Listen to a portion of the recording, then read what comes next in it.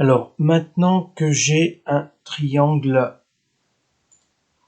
BCE, rectangle en E, je vais considérer l'angle C, l'angle de 30 degrés, et voir à quoi cela correspond. Donc, en considérant l'angle C, BC, le segment BC côté opposé à l'angle droit E, j'ai le côté EC, le segment EC qui est le côté adjacent.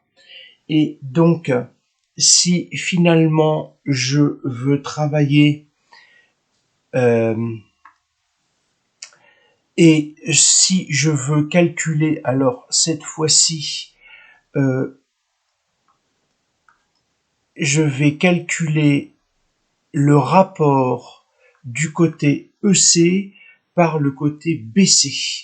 D'accord? Donc finalement, je veux calculer le rapport de 10,03 par 11,58.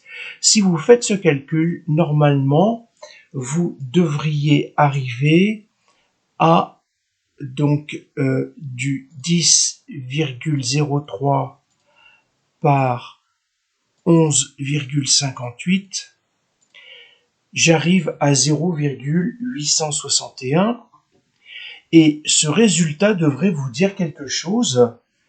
Donc je suis à 0,866, j'ai dit 861, à mon avis c'est plutôt 866. Je ne sais pas si vous vous souvenez, mais on avait vu que ce rapport c'était racine de 3 sur 2. Et ce racine de 3 sur 2, c'est la longueur en fait de BC rapportée à la longueur EC, donc qui a diminué. Et cette valeur, c'est ça que l'on appelle le cosinus de l'angle C. Et donc, finalement, je vais pouvoir dire que EC sur BC, c'est égal au cosinus de l'angle C. Autrement dit, si je multiplie par la distance BC, je vais avoir les BC ici qui se simplifient. Je vais retrouver donc la longueur EC qui vaut le cosinus de l'angle C, c'est-à-dire le 0,866 fois le 11,58. Et c'est ça qui va me redonner le 10,03. Donc c'est pour cela que dans la vidéo précédente, je vous ai parlé très rapidement du casse-toi. En fait, c'est le casse-toi,